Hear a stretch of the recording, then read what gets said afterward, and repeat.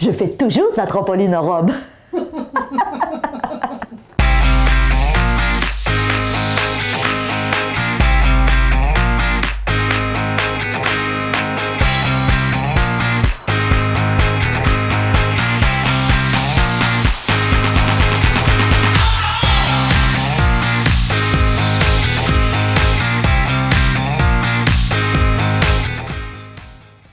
Bonjour et bienvenue à Mastef TV, votre télé inspirante. J'espère que vous allez bien. Alors, dans cette chronique, je vous partage vraiment 6 astuces pour être en meilleure santé.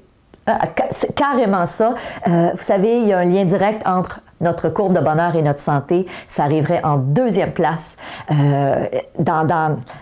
Première place, savez-vous c'est quoi? J'ai envie de vous le dire. La première place des gens qui se disent les plus heureux sont des gens qui disent « moi, je me réalise ». Donc, toute la portion de pyramide de Maslow, la réalisation de soi. Donc, les gens qui disent « je me réalise au quotidien », autant dans ma vie personnelle que professionnelle, c'est le critère numéro 1. Mais le 2e, c'est la santé. C'est ça dont on parle aujourd'hui. Alors, je prends le livre du docteur Frédéric Salman, « Le meilleur médicament, c'est vous ». Si vous n'avez pas lu ce livre, je vous le recommande fortement. Il y a tellement de conseils, mais aujourd'hui, je vous en donne 6, plus particulièrement par rapport à votre santé, au poids et aussi par rapport au sommeil, donc des astuces à intégrer, dont une qui est... je vous le dis, là, moi, quand j'ai lu ça, je me suis dit, OK, génial. Je trouvais ça intéressant de savoir ça, puis je vous la partage sous peu. Donc, première astuce super importante, lorsqu'on veut conserver son poids santé, on peut utiliser des coupes-fins naturels. Évidemment, c'est pas moi, Stéphanie Milo, qui va vous dire d'utiliser des médicaments, c'est clair, net et précis. Des coupes-fins naturels. On parle de chocolat noir à 100%. 2 à 4 morceaux seulement. Alors, vous allez dire, ouais, je trouve ça un petit peu amer. Oui, mais effectivement, c'est un coupe-fin. Alors, ça peut valoir la peine. Du safran. Le safran est un coupe-fin naturel. Une bonne hydratation, donc, de boire suffisamment d'eau. Vous le savez, je le sais. Est-ce que vous le faites? Hein? C'est tout le temps ça que je dis aux gens. Il y a plein de choses qu'on sait, mais qu'on ne fait pas. On doit bien s'hydrater. Un minimum de 2 litres d'eau par jour. Super important pour maintenir notre poids santé, pour maintenir notre niveau d'énergie aussi. L'eau, ça nous donne de l'énergie. Souvent, quand on se rend compte dans la journée qu'on a une légère baisse d'énergie, posez-vous la question, « Oh, est-ce que ça fait longtemps que j'ai bu, et allez vous prendre un verre d'eau, vous allez voir, automatiquement, ça a un impact sur votre niveau d'énergie. Le blanc d'œuf. Le blanc d'œuf est un coupe-fin naturel. Le poivre, bon, évidemment, une bonne 2-3 shots de poivre tout seul, c'est peut-être un petit peu, mais le thé vert aussi. Alors, le thé vert, c'est super bon, on le sait, les vertus du thé vert ne sont plus à redire, donc des coupe-fins naturels. Pour nous permettre, justement, de réduire notre apport calorique. N'oubliez pas, il semblerait que lorsqu'on diminue notre apport calorique de 30%, ça a un impact sur notre santé et sur notre espérance de vie. Hein? Donc, ça aussi, c'est important. Fait que si vous voulez réduire votre apport calorique, vous pourrez peut-être, surtout au départ, le temps de vous habituer justement à avoir recours à ces coupes-fins-là qui sont naturels et qui sont super bons pour la santé. Ensuite, 30 minutes d'exercice par jour réduit jusqu'à 40% les risques de toute mortalité. Non, attendez, wow.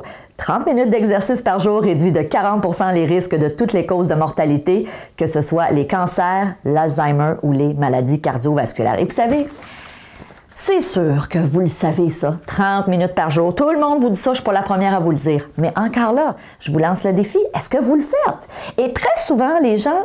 Les principales excuses qu'on va se donner, c'est « j'ai pas le temps » ou « j'aime pas ça ». OK? J'ai pas le temps, moi je veux pas entendre ça. Moi je dis toujours aux gens, le temps, on dispose tous et toutes du même nombre d'heures dans une semaine, on dispose de 168 heures. Comment ça se fait qu'il y a des gens qui s'entraînent pour faire des marathons, qui s'entraînent 1 heure, 2 heures par jour et que vous n'avez pas le temps? OK? Et on a une humoriste québécoise qui a fait des petites capsules récemment sur le web que je trouvais très drôle et elle disait aux gens, elle dit, écoute bien, là, si toi, t'as pas le temps, là, elle dit, t'es-tu Barack Obama? Toi, là, t'es-tu le président des États-Unis? T'as-tu tellement une vie, des choses importantes à gérer dans ta vie que t'as même pas le temps de faire de l'activité physique, alors que Barack Obama lui-même, le président des États-Unis, fait en moyenne 1 heure d'exercice par jour. Alors, je trouvais ça très drôle, puis à quelque part, c'est vrai. À partir du moment où on décide d'intégrer de l'activité physique dans notre vie, et si au départ, ça fait pas partie de vos habitudes, ben, commencez à intégrer 15 minutes par jour. Mais surtout, trouvez quelque chose qui vous tente. OK? Super important. Moi, je vous le dis, j'ai commencé il y a quelques années à faire, je ne sais pas si vous le voyez bien, la mini trampoline. Écoutez, j'adore ça. Faire pour moi un 30 minutes là-dessus, c'est le gros party. Je vous le dis, je me mets une émission de télévision, puis je saute là-dessus, j'ai du plaisir, je le fais avec mon petit garçon, on saute ensemble, des fois on a même du fun, et ça contribue justement à faire mon 30 minutes par jour d'exercice. Donc, il y a des jours où je vais courir, il y a des jours où je vais faire de la trampoline.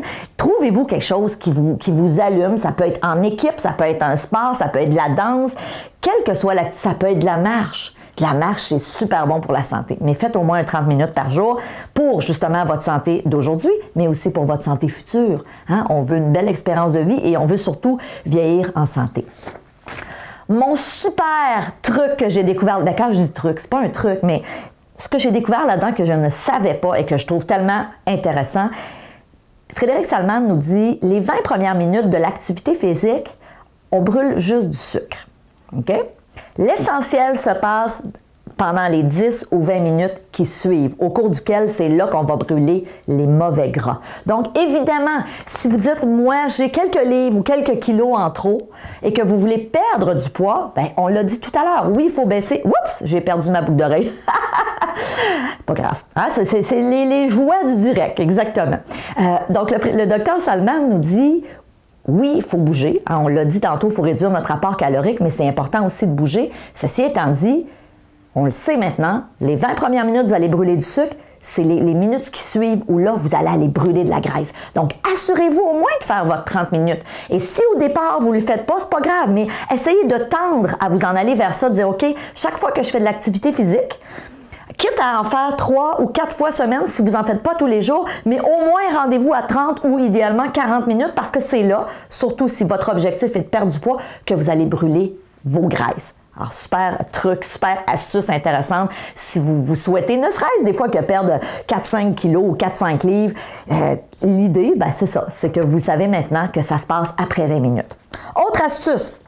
Et là, on va parler de sommeil. Et vous savez, il y a eu plusieurs études qui ont été faites sur le lien entre avoir un bon sommeil et la perte de poids ou le fait d'avoir un poids santé. Ça a été prouvé. C'est pas moi, Stéphanie Milot, qui a inventé ça. Donc, si on dort bien, si on dort suffisamment aussi, ça a un impact direct ça aide à garder notre poids santé ou à l'atteindre.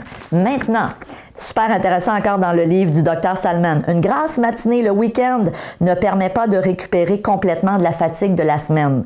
Levez-vous seulement 1 heure plus tard le week-end afin de ne pas déstabiliser votre organisme.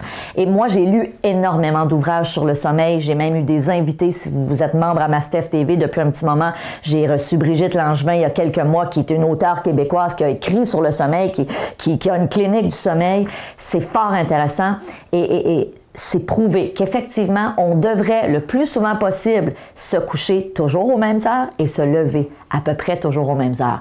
Alors, le docteur Salman nous dit, c'est pas grave si le week-end, tu veux dormir un petit peu plus, mais si tu es habitué la semaine de te lever à 7 heures du matin, pense pas qu'en te levant à midi le dimanche, tu vas nécessairement récupérer toute ta dette de sommeil et de toute façon, tu vas juste déstabiliser ton horloge biologique. Donc, essayez le plus possible d'avoir cette rigueur de dire, j'essaye de me coucher pas mal toujours dans les mêmes heures et de me lever toujours aussi aux mêmes heures et d'avoir aussi suffisamment de sommeil parce que ça va vous aider à conserver votre poids santé. Une étude a démontré que des joueurs et des non-joueurs de piano débutants présentaient les mêmes modifications du cerveau à l'IRM, donc à l'imagerie. Donc, quand on met les gens sous IRM, on est capable de voir que la visu... Alors, qu'est-ce que ça veut dire, ça? On est capable de voir que lorsqu'on se concentre et qu'on visualise, on arrive au même résultat. Par l'imagination, le cerveau peut se muscler et devenir plus fort.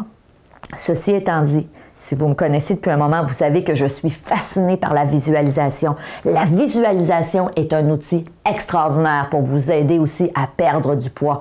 Plus vous allez vous visualiser à votre poids santé, plus vous allez vous voir dans le futur faire des activités alors que vous avez votre poids santé, plus aussi vous contribuez. Évidemment, faites pas juste visualiser. Hein? Dormez bien, manger moins, manger mieux, bouger. Alors, c'est un tout, hein? C'est pas un truc magique qui fait que, waouh, je vais perdre 30 kilos. C'est tout ça ensemble. C'est toutes ces nouvelles habitudes. Donc, évidemment, quand on dit les régimes fonctionnent pas, les régimes fonctionnent pas, pourquoi? Parce que très souvent, on le fait une période de temps X et après ça, on revient à nos anciennes habitudes. Et manifestement, vos anciennes habitudes, si elles vous ont amené en surpoids un jour, vont vous ramener en surpoids. Alors, l'idée, c'est vraiment de dire, je change diamétralement mon mode de vie, je change mes habitudes, tranquillement, pas trop drastiquement, parce que si on le fait trop drastiquement, qu'est-ce qui va se passer? Le naturel va revenir au galop. Mais l'idée, c'est d'instaurer tranquillement de nouvelles habitudes. Et la dernière astuce, et non la moindre, pour prédire l'espérance de vie d'une personne, il suffit d'observer la vitesse